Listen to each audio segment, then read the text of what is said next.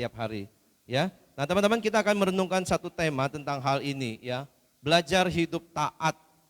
Ya, belajar hidup taat.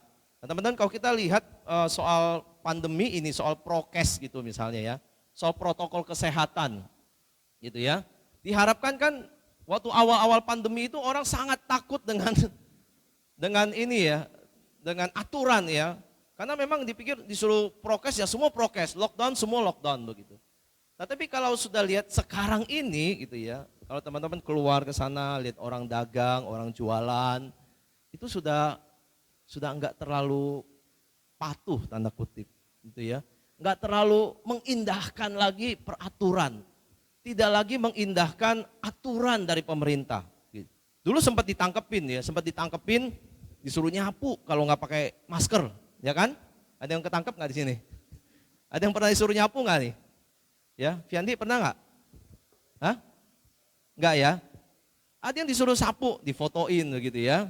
Ada yang disuruh bayar, nggak mau bayar, nggak bisa bayar ya suruh sapu gitu ya. Dan masyarakat itu rata-rata udah ya ada yang taat, ada yang nggak taat begitu ya. Ada yang ya taat, ada yang terpaksa taat begitu ya. Nah itulah kondisi di mana kita ini kadang-kadang kalau boleh memilih nggak mau taat begitu, nggak mau taat, nggak mau patuh aturan.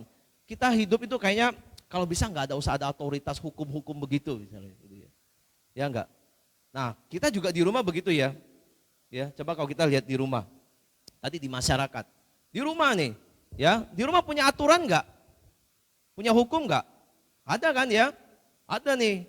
Kita harus beresin mainan kalau kita lagi main ya. Kita harus rapikan tempat tidur kita itu ya. Kalau dulu sekolah minggu diajar begitu ya. Harus ada aturan kalau berpergian, pulang jam berapa juga ada aturannya. Ya, itu di rumah. Di sekolah gimana? Sekolah juga ada kan aturannya. Sekolah harus jam 7. Jam 7 juga harus sudah sampai. Ya, istirahat juga sekarang nggak boleh keluar atau ngobrol atau yang apa gitu ya. Harus di tempat duduk di meja sendiri kalau istirahat. Ya.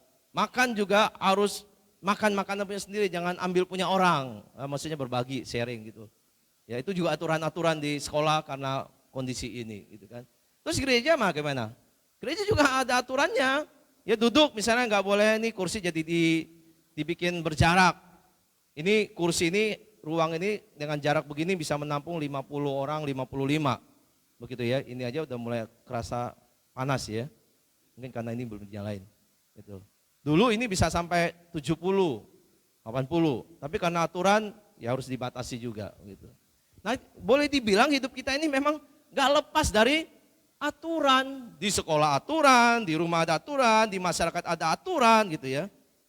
Dan dari kecil kita diajar untuk taat pada aturan. Dari sekolah minggu, ya, dari anak kecil itu diajar untuk taat aturan. Nah pertanyaannya kalian sudah besar begini, muak nggak sama aturan? Ya, udah jenuh nggak sih sama aturan gitu ya? Anak muda kan terkenal kalau bisa bebas begitu ya. Makanya anak muda itu sering dikatakan kalau masih kecil tuh masih tergantung orang tua, tapi kalau sudah mandiri pengen independen. Ya, nggak mau dependen lagi, pengen bebas, pengen atur sendiri, nggak mau diatur lagi orang tua, nggak mau lagi disuruh, ayo mandi, sekarang mandi, nggak mau lagi gitu ya. Mandi kan kita yang nentuin sendiri gitu. Nanti mandi kan nggak apa-apa, kenapa mesti sekarang mah? Nanti kan juga boleh, ya. 10 menit lagi kayak setengah jam lagi kan suka-suka saya. Saya mau mandi sekarang atau enggak? Nah itu sudah mulai menunjukkan ada sebuah kemandirian, ingin independen ya, atau bahkan ada orang menganggapnya itu sebagai sesuatu yang anti hukum gitu ya. Gak mau diatur lagi, gak mau diatur, gak mau diarahin lagi. Maunya betul-betul independen, mutlak begitu. Ya. Cuma saudara pertanyaannya adalah memang ada orang yang anti hukum tapi ada orang yang sangat taat hukum juga. Ada juga ya. Yang kita kenal dengan legalisme misalnya, legalism, tahu ya legal ya, hukum, legal dari kata hukum itu ya. Yang belajar hukum ngerti. Ya, orang yang sangat patuh hukum, ya. Tapi kalau boleh tanya, banyakkan orang yang kalau boleh pilih mau patuh pada hukum atau mau anti hukum gitu ya. Apalagi anak muda ini. Gitu. Lebih banyak yang kalian temukan orang-orang itu lebih cenderungnya mentaati hukum atau cenderungnya itu melawan hukum atau anti hukum atau maunya independen. Gitu. Coba lihat di jalan raya ya misalnya, jalan raya ya. Jalan raya yang ada lampu merahnya ya. Gitu. Kalau ada lampu merah berhenti. Tapi ada juga yang nyelonong kan kalau lihat kan, kalau yang motor lah, pokoknya ada mobil juga ada ya, angkot juga terobos aja lampu merah. Tapi kalau lampu merahnya mati misalnya, nah kejadiannya apa? Udah nggak ada, udah nggak ada lagi tuh ya yang matuhin ya. Udah semua udah jalan aja gitu. Kalau ada lampu merah taat, tapi kalau nggak ada lampu merah nggak mau taat, nggak taat lagi begitu. Nah ini teman-teman lihat ya, kalau memang orang tuh kalau bisa menghindari kepatuhan, ketaatan, ya orang nggak mau taat lah, orang nggak mau patuh gitu. Ya kalau bisa sendiri, saya menentukan, saya mau jalan ya saya jalan gitu ya, memilih sendiri, menentukan sendiri, mandiri sendiri. Teman-teman coba pikir ya sebetulnya, apakah memang ada yang benar-benar independen di dalam dunia ini? Ada nggak? Ada nggak? Yang betul-betul itu nggak ada hukumnya, nggak ada aturannya gitu loh. Ada nggak sih? Kasih contoh satu hal yang nggak ada aturannya, nggak ada hukumnya gitu loh. Ada yang kepikir nggak? Yang benar-benar di apalah mungkin di satu situasi itu kayaknya nggak ada aturannya gitu. Ada nggak? Anak muda yang berharap pengen mandiri, pengen independen, ya, pengen lepas dari otoritas. Ada nggak sih sebetulnya orang yang benar-benar nggak ada ininya loh, nggak ada aturannya yang mengikat dia. Kepikir nggak? Saya nggak kepikir waktu saya pikir ada nggak ya contohnya? Saya nggak kepikir. Nanti kalau ada kepikir boleh info ya, boleh kasih tahu. Ada nggak? Dan saya coba pikirkan juga itu kalau ada yang memberi contoh. Saya merasa ya di dunia ini nggak ada yang benar-benar independen soalnya. Makanya sulit ditemukan. Misalnya kalau kita lihat ya, hukum di dunia ini saja. Kalau kalian belajar fisika, belajar hukum dunia ini punya hukum nggak? Ada yang namanya hukum gravitasi misalnya. Ada kan? Ada hukum rimba, hukum alam maksudnya. Ini Tuhan ciptakan dunia ini, terus di dalam dunia ini ada hukum gravitasi aja nggak usah ini. Ya, ada nggak semua ciptaan di dunia ini yang tidak terikat pada gravitasi? Ada nggak? Coba aja, ya, kita pasti jatuh kalau kita dilempar dari lantai 4 di sini pasti jatuh, nggak ada yang melayang. Ya, benda apalagi ya, semua pokoknya terikat, ditarik ke bawah, shoot, begitu. Nah, pesawat beda, pesawat dibuat untuk ada perbedaan tekanan, di bawah itu didorong sehingga pesawat bisa naik. Perbedaan tekanan itu kan, tekanan udaranya, sehingga membawa pesawat itu bisa naik. Itu teknologi diciptakan untuk itu gitu ya. Ya tapi kalau pesawat rusak ya jatuh juga begitu. Burung bisa terbang, tapi kalau burungnya nabrak ya jatuh juga. Gitu. Jadi manusia, burung, benda-benda yang ada ini semua masih terikat hukum gravitasi. Nggak ada yang lepas, maksudnya mandiri bisa, itu nggak ada. Nah apalagi manusia ya manusia. Ya, jadi kalau kita lihat misalnya cerita tentang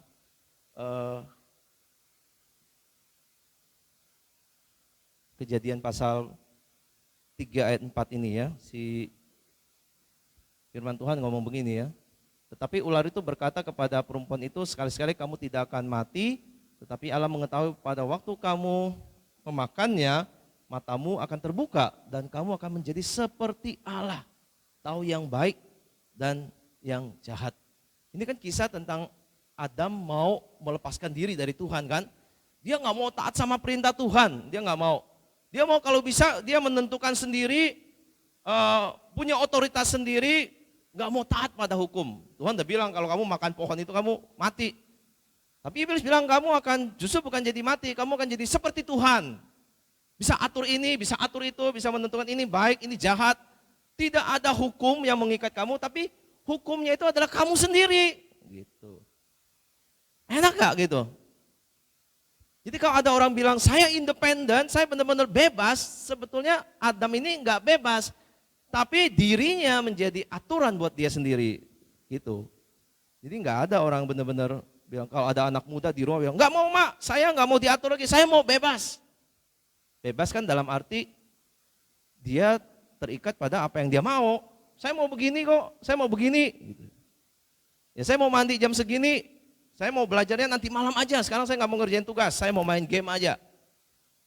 Nah itu kan sebenarnya dia menentukan dirinya sebagai aturan buat dirinya sendiri. Jadi dia juga nggak bebas sebenarnya.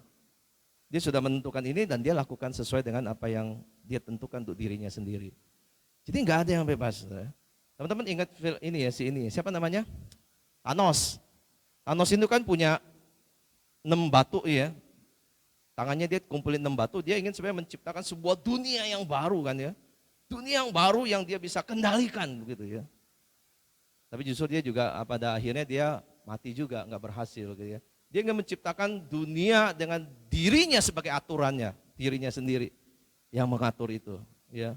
Dia ingin hancurkan seluruh dunia lalu dia menciptakan dunia baru di mana dia kayak jadi Tuhan, dia jadi aturannya, dia yang mengatur semua. Tetapi pada akhirnya dihancurkan juga ya sama Tony Stark dan rekan-rekan Avenger yang lain gitu ya. Terus nggak berhasil juga gitu ya. Nah, ini gambaran manusia yang pengen independen, dirinya pengen jadi aturan, pengatur diri sendiri, tapi sebetulnya pada akhirnya sia-sia. Sehingga dikatakan begini ya, ini bukan kebebasan. Kalau kalian menuntut kebebasan yang diri sendiri jadi aturannya, seperti Adam atau seperti Thanos ini bukan kebebasan yang membahagiakan. Bukan. Bukan kebebasan yang pasti membuat kamu pasti bahagia. Kalau kamu pikir kamu lepas dari orang tua bisa bahagia? Ada anak muda ngomong saya, dia ribut terus sama mamanya. Dia bilang, kalau bisa saya keluar dari rumah, saya ngekos sendiri kalau bisa. Ngekos sendiri, saya hidup sendiri, saya bebas dari aturan, saya nggak ada hubungan sama orang tua saya. Tapi dia nggak berani, dia cuma ngomong doang.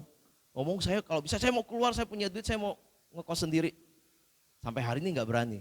Karena waktu dia pikir lagi ternyata kalau keluar bebas dari orang tua, ternyata ada kesulitan lain muncul. Gitu. Makanya kalau bebas yang kita pikir membahagiakan, ini bukan bebas yang membahagiakan, ya, yang menentukan diri sendiri gitu ya. Tetapi kebebasan yang berbahaya dan bisa mematikan. Seperti Adam ini ya. Dia pikir kalau dia nggak taat Tuhan, dia pilih sendiri. Dia pikir dia akan lebih bahagia karena bisa menentukan lagi mau makan buah ini ya saya makan, besok saya makan ini makan, buah terlarang saya mau makan saya makan. Gitu. Ya jadi ada bahaya yang mematikan di situ. Ya. Nah, teman-teman apalagi Alkitab ngomong begini soal kita ya. Yang sudah jatuh dalam dosa dan semua lahir dari manusia berdosa, sudah jadi manusia berdosa, kita dikatakan itu hamba dosa. Hamba dosa, jadi kita hamba dosa yang sudah lahir secara keturunan mewarisi dosa, kita itu enggak akan bisa punya independen yang mutlak gitu ya. Karena kita ini akan seperti ada hukum yang mengikat kita untuk tidak bisa lepas dari kejahatan. Gitu loh. Entah kapan-kapan pikiran kita jahatlah sama orang, kalau kita disakiti, entah kapan-kapan kita kalau dipancing kita menyakiti dengan kata-kata gitu ya. Atau kalau kita tersulut emosi kita bisa galak, kita bisa mukul orang gitu. Jadi itu kita ini hamba dosa yang taat hukum dosa kira-kira gitu ya. Di bawah hukum dosa ini. Dan itu mengikat kita nggak bisa bebas. Kalau kita mau ke gereja aja ya, kayak hari ini ya. Aduh pikirnya malas kan. Nah itu hukum kita ini sudah ada hamba dosa. Kalau bisa nggak usah ibadah lah. Kalau bisa hari Minggu main game aja di rumah gitu. Itu kan ada hukum yang kayak memberitahu kita untuk melakukan perintah itu. Ya.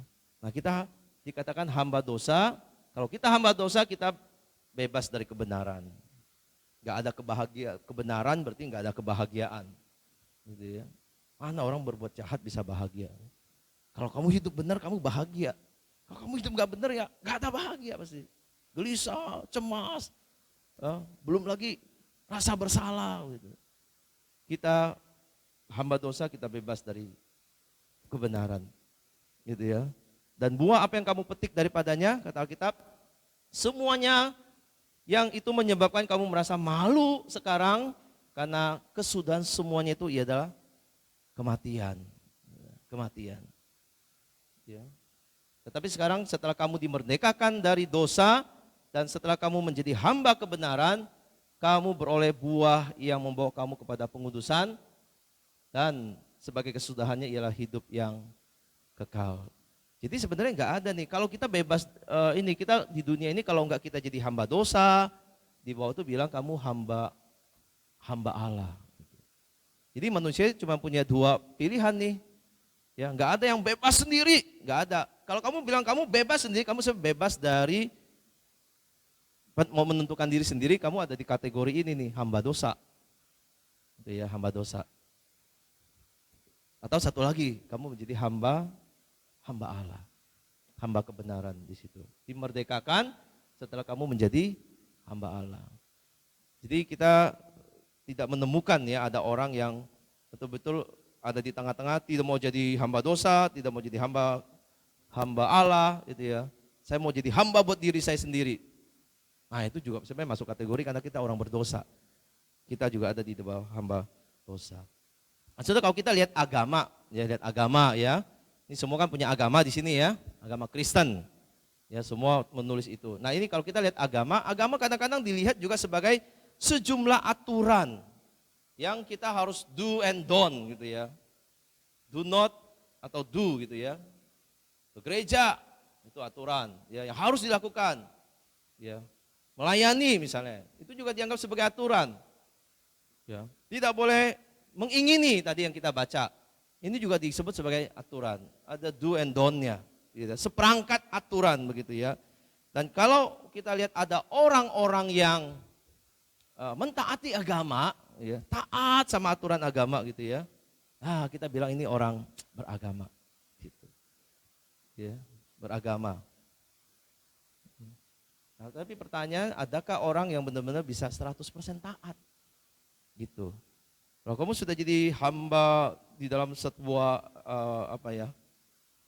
agama misalnya hamba Allah atau beragama, ada nggak orang juga bisa 100% taat pada kebenaran begitu? Ya. Apa bisa? Ini juga jadi masalah ya, soal hal ini juga ya, 100%. Sulit teman-teman. Ya. Kita mengatakan, oh kita bisa taat pada aturan agama, aturan kitab misalnya. Tapi kita juga sebenarnya nggak sungguh-sungguh taat di situ.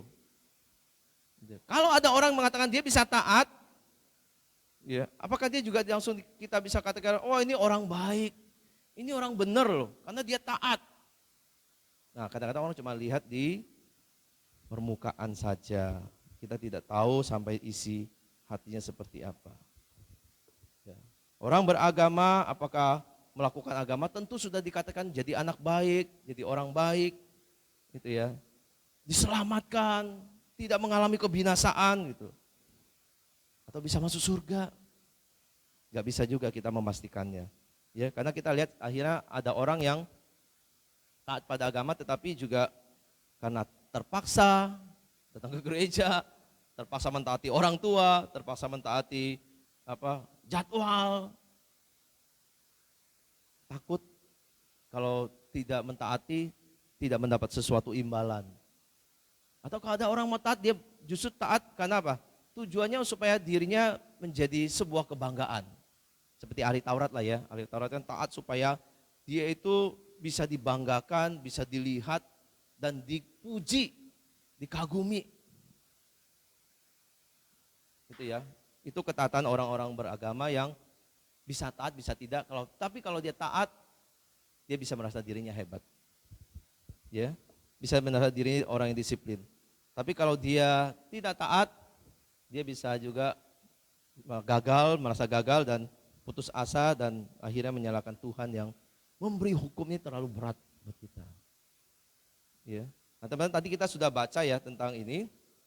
Yang bacaan bertanggapan, hukum itu sebetulnya hukum ya, baik di dalam hukum Taurat, hukum Alkitab, atau semua hukum sebenarnya. Kalau secara general itu sifatnya baik. Orang tua kalau kasih aturan itu sebetulnya sifatnya baik. Kalau sekolah kasih aturan sebetulnya sifat dasarnya itu baik. Ya. Kalau di gereja juga memberikan aturan sebetulnya sifatnya baik. Gitu. Karena sedang mau mengatur sesuatu supaya kamu tidak mengalami masalah atau kecelakaan. Itu ya.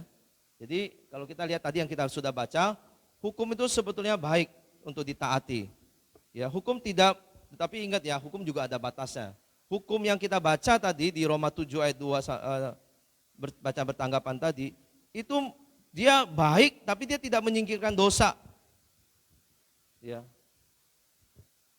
Hukum itu juga hanya menyatakan dosa pada akhirnya dalam diri kita. Tapi dia tidak akan membuat kita itu bisa tidak melakukan dosa lagi. Kan ada orang bilang gini ya, kalau orang narkoba itu ditangkap, terus dimasukin penjara, dihukum gitu ya, penjara 5 tahun. Ada nggak yang berani menjamin 5 tahun, setelah 5 tahun dia keluar dari penjara, terus dia dia sudah bebas dari pemakaian narkoba. Ternyata ada kita menemukan hukum itu tidak menyingkirkan ininya nih, keinginan hatinya yang tetap mau cari narkoba waktu dia udah keluar. Banyak yang memberikan ini ya, memberikan paparan, justru mereka bisa kembali lagi ke situ. Di situ ya. Jadi hukum itu tidak menyingkirkan dosa, dia hanya menyatakan ada dosa dalam diri kita. Ya. Hukum lebih mengatur kita supaya hidup kita lebih kudus, lebih baik, tetapi tidak menguduskan kita. Ya. Jadi kalau ada orang bangga dengan ketaatan agamanya, ya, orang Farisi atau kita dianggap rajin taat pada agama, tapi kita harus ingat hukum itu hanya sebatas ini, mengatur kita untuk hidup, ya, menyatakan kita ini berdosa dan mengatur kita untuk hidup lebih kudus lagi. Atau Martin Luther ngomong begini ya, Martin Luther bilang hukum Taurat ya khususnya ya, hanya berfungsi sebagai cermin untuk melihat diri kita ini ya, ada dosa, melihat dosa sebagai dosa. Ya, itu bobroknya natur manusia. Jadi kalau kita bercermin, kita jelas melihat ada noda di muka misalnya, ada ada jerawat misalnya di sini. Ya. Cermin itu menunjukkan gitu. Tapi cermin nggak bisa hapus jerawat kamu, nggak bisa. Ya, dia hanya memberitahu itu. Jadi hukum juga nggak bisa, orang yang taat sekali juga nggak bisa membanggakan hukum, ya, karena hukum itu terbatas. Nah, kalau kita ngomong soal perubahan hidup, nggak bisa dimulai dengan mentaati hukum. Ya, kamu kalau rajin ke gereja saja hanya karena aturan, karena disuruh, nggak akan mengubah apa-apa. Sebab yang diperlukan adalah Injil sebenarnya. Gitu. Jadi orang taat hukum itu belum tentu kategorinya orang baik, orang yang sudah berubah hidupnya. Tetapi perubahan itu kalau harus terjadi karena Injil yang mentransformasi hidup kita. Injil, ya. Sebab Injil itu apa? Nah, Injil itu ini teman-teman ya. Injil itu seorang namanya Martin Lloyd Jones itu mengatakan Injil itu sebenarnya pertama-tama soal berita, bukan soal hukum. Bukan soal hukum. Injil itu soal berita, ya. Beritanya apa? Beritanya ini di Roma 5 ayat 8. Kita baca sama-sama ya, bisa ya. 1, 2, 3. Akan tetapi Allah menunjukkan kasih-Nya kepada kita oleh karena Kristus telah mati untuk kita ketika kita masih berdosa. Nah, Injil itu pertama-tama bukan soal aturan-aturan yang harus kita taati supaya kita menjadi orang baik atau diselamatkan, enggak. Injil itu adalah berita pertama-tama. Yesus datang sebagai juru selamat. Ya, untuk apa? Untuk mati bagi kita ketika kita masih berdosa. Gitu. Ini ya. Jadi itu Injil. Jadi ini tentang apa yang Yesus lakukan, bukan tentang apa yang kita lakukan. Ada satu ayat juga di sini kita baca sama-sama. Di Roma 5 ayat 19. 1, 2, 3.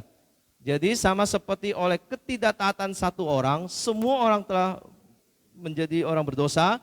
Demikian pula oleh ketaatan satu orang, semua orang menjadi orang benar. Ini berita. Berita apa? Berita karena ketaatan Kristus. Jadi kita orang Kristen, tadi dikatakan gak ada orang bisa taat secara sempurna. Gak ada. Kita pun kalau mau disuruh taat betul-betul juga susah. Tetapi Kristus ini taat pada hukum Allah agar semua orang itu bisa dibenarkan di dalam Dia. Nah, ini bedanya antara agama dan Injil. Gitu ya. Kekristenan bukan cuma sekedar agama, tapi kita harus ini sebagai sebuah Injil. Sebagai Injil, berita baik untuk semua orang. Ya, ini Injil yang pertama-tama yang ditekankan bukan soal kamu harus taat, bukan. Tetapi berita yang kamu dengar, bagaimana meresponinya. Belajar menjadi orang yang taat. Ya, jadi meskipun manusia tidak taat, tetapi Allah mengasihi dan mencari manusia. Tuhan melakukan sesuatu yang tidak kita bisa lakukan. Ya, Adam justru memberontak. Ya, kita semua juga memberontak. Tapi Tuhan lakukan adalah Tuhan mengerjakan sesuatu supaya kita bisa mulai taat. Gitu ya, mulai taat. Nah, ini yang Tuhan berikan kepada umatnya, kepada kita semuanya juga. Kita baca sekali bersama-sama. 1, 2, 3. Kamu akan kuberikan hati yang baru dan roh yang baru di dalam batinmu. Dan aku akan menjauhkan dari tubuhmu hati yang keras dan kuberikan kepadamu hati yang taat. Justru, ya. Jadi Injil atau orang Kristen justru meresponi anugerah Tuhan dulu, baru mulai belajar taat. Belajar taat. Hati yang taat ini diberikan oleh Tuhan. Diberikan oleh Tuhan kepada kita. Gitu ya. Gak ada sebetulnya kita sendiri secara sadar tuh bisa taat. Ya, tapi Tuhan berikan hati yang baru itu. Tadinya hatimu keras. Sekarang Tuhan ganti hati yang lembut, yang mau belajar taat kepada Tuhan. Gitu ya, meresponi apa yang Tuhan kerjakan bagi kita. Jadi mana saudara, seperti apa kalau kita mau ngomong Tuhan menghendaki memberikan hati yang taat itu, ketaatannya jadi beda dengan ketaatan kita hanya untuk dipuji, hanya karena takut, hanya karena tidak diterima oleh orang lain. Enggak, bukan itu. Motivasinya jadi berbeda. Yang Tuhan kehendaki ketaatan seperti apa? Yaitu ketaatan soal ini. Motivasi itu untuk taat lebih penting daripada ketaatan kita. Ini yang Tuhan mau lihat dari hati kita sebenarnya. Ya. Tuhan itu kan ada orang taat tapi pura-pura taat kan bisa kan? Bisa. Ya, saya mau bohongin Ko Jordan juga bisa nih, ya. Tapi saya sebenarnya nggak sungguh-sungguh tadi kalau disuruh ya iya. Ntar besok kalau dijadwalin ibadah misalnya, ya deh kok nanti saya main gitu. Hari hanya saya nggak muncul. Bisa aja gitu. Tetapi ketaatan itu tuh yang Tuhan mau lihat justru motivasinya. Motivasi kamu lebih penting dari ketaatan kamu. Saya kasih satu contoh ya. Di perumpamaan di Alkitab ada ngomong begini nih. Ada bapak punya 2 orang anak. Punya 2 orang anak. Anak pertama disuruh, kamu pergi ke sawah nih. Sono cangkul. Ya, ke sawah, ke kebun gitu ya. Kamu cangkul, kamu ini pokoknya kerja di sana. Dia ngomong apa? Anak pertamanya, anak sulungnya. Tahu ceritanya? Dia bilang apa? Gak mau. Gak mau dia. Sorry. Dia mau yang pertama justru. Saya kebalik jadinya ya. Yang pertama dia mau. Oke Pak, saya akan datang. Ya nanti sore saya akan bantu di kebun. Jam 3 saya ke sana. Dia gak terlalu panas. Saya ke sana. Udah jam 3. Dia gak datang. Gak datang. Terus dia ngomong sama anak keduanya. Nah, anak bungsunya. Kamu nanti bantu papa di kebun ya. Mungut-mungut buah, beres-beres, potong-potong ranting semuanya. Anak ke ininya nggak mau. Nggak mau capek, panas. Jorok di sono, gitu ya. Banyak binatang, ulet-ulet saya nggak mau, saya nggak suka. Gitu ya. Saya mau pergi aja sama teman saya. Nah, Tiba-tiba dia setelah ngomong begitu, nggak lama dia pikir lagi, aduh saya menyesal ya. Muncul sore-sore dia datang ke sana. Nah pertanyaannya, mana ada yang dikatakan taat mengasihi bapaknya? Anak pertama yang ngomong iya, semangatnya luar biasa, tapi nggak lakukan apa-apa. Atau anak kedua, nggak mau pak, tapi dia menyesal di belakangnya terus dia datang. Hatinya, motivasinya jauh lebih penting gitu ya, daripada tindakannya. Gitu. Jadi kita bisa tertipu nih, pertama-tama kan kita belum tahu endingnya seperti apa kan. Kita akan melihat, oh anak sulung ini bagus nih, ya taat ini dia ngomong mau taat, dia sudah. Anak kedua gak bagus, bukan anak baik, kurang ajar dia gak taat sama bapaknya. Tetapi perubahan itu terjadi, motivasinya berubah ya. Justru yang akhirnya di awal bilang mau taat, justru gak taat. Yang di belakang ngomong tidak mau taat, justru melakukan gitu. Nah, ini kan bicara di dalam hati, motivasinya. Ya bukan cuma perkataan saja. Ya jadi ini yang kalau ada orang taat juga ya, taat tapi motivasinya salah. Hanya karena nggak enak hati, hanya karena terpaksa gitu. Itu sebenarnya sama dengan nggak taat. Nah itu sama dengan berdosa, ya kata Tuhan. Ya. Jadi motivasi yang benar adalah karena mengasihi, hati yang mengasihi Tuhan. Baru kita belajar taat. Gitu ya, kalau kamu mengasihi papa mama, kamu akan taat kok, saya percaya. Karena kita percaya, dia juga mengasihi kita, saya mengasihi papa mama saya. Dia bilang apa, tentu akan baik buat saya dan saya belajar taat. Kalau ada pasangan ya, yang lagi pacaran, hati yang mengasihi ini akan membuat pasangannya pun itu lebih taat. Ya, maksudnya bukan pasangan yang merewel, yang merongrong jadi bikin masalah. Enggak, ya karena hati mengasihi di situ. Itu ya. Jadi teman-teman kita ingat ya, kita tidak pernah bisa 100% memang mengasihi mentaati hukum ya, Alkitab ini ya. Kalau kita mau perlakukan ini ada 10 hukum Tuhan misalnya ya. Coba mana yang kita sudah lakukan dari 10 itu, 1 sampai 10. Jangan ada Allah lain, jangan membuat patung gitu ya. Seterusnya hormati ayah ibumu. Jangan membunuh, jangan berzina, jangan mencuri, jangan mengucapkan saksi dusta, jangan mengingini milik sesamamu. Coba, kita bisa lakukan 100%? Enggak, Tuhan tahu kita enggak bisa lakukan 100%. Makanya kita enggak bisa bangga kalau kita bilang kita sudah taat, enggak bisa. Yang Tuhan mau itu adalah kamu belajar proses dalam hatimu mengasihi Tuhan, dan kamu belajar taat meskipun jatuh bangun. Mau belajar taat meskipun jatuh bangun. Hari ini saya bisa ngomong, Tuhan saya hari ini gak taat sama Tuhan, ampuni saya. Besok minggu saya mau lebih taat sama Tuhan. Tuhan akan lihat motivasi kita yang mau mengasihi dia dengan menunjukkan ketaatan itu. Ya, itu yang Tuhan mau. Tuhan tidak menilai, oh kamu taat ya, oh kamu baik, oh kamu gak taat gagal, oh kamu diskualifikasi. Enggak. Tapi Tuhan akan melihat motivasi kita mau lebih baik hari ini, besok lebih baik lagi, besok lebih baik lagi. Ya. Dan saya yakin ya orang tua di rumah juga sama. Ya, kan enggak ada orang tua yang membuang anaknya karena anaknya enggak taat hari ini kan, enggak ada. Ya, orang tua akan lihat ini anak motivasinya apa.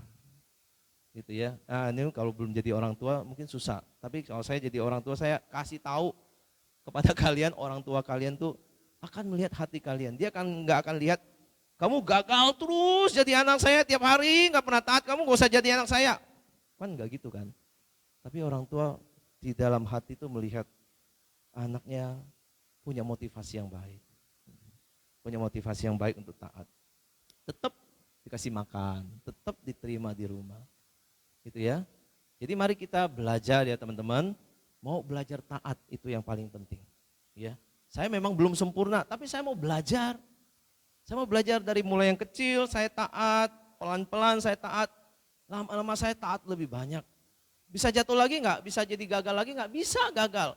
Jadi anak aja bisa gagal taat. Jadi anak Tuhan juga bisa gagal taat. Tapi motivasi tetap harus mengasihi Tuhan, tidak berubah. Gitu. Ya, belajar mengasihi Tuhan. Gitu. Jadi kalau orang Kristen tuh akhirnya bisa berhasil taat itu, dia akan tetap rendah hati. Ya, akan tetap belajar rendah hati karena motivasinya mengasihi Tuhan. Ya, karena dia tahu kemampuan taat itu berasal dari Tuhan. Tapi jikalau dia gagal, ya, ingat ya, jikalau kita gagal, ini penting buat kita. Tidak mengurangi kasih Tuhan kepada kita. Gitu. Tidak mengurangi kasih Tuhan. Kalau saya hari ini gagal sebagai anak Tuhan gitu ya. Atau saya mengecewakan orang tua, mengecewakan Tuhan gitu ya. Harusnya kasih dari Tuhan tidak berubah atas kita. Gitu ya. Dia tidak berubah. Tuhan tidak kayak manusia ya pelan ya. Kamu baik, saya baik, kamu jahat, saya jahat. Saya berubah gitu ya. Enggak. Tuhan tetap tidak mengurangi kasihnya waktu kita gagal. Tapi Tuhan akan mendorong kita untuk mempunyai hati yang terus belajar mengasihi Dia. Ya. Nah, biar Tuhan memberkati kita ya di dalam firman Tuhan ini.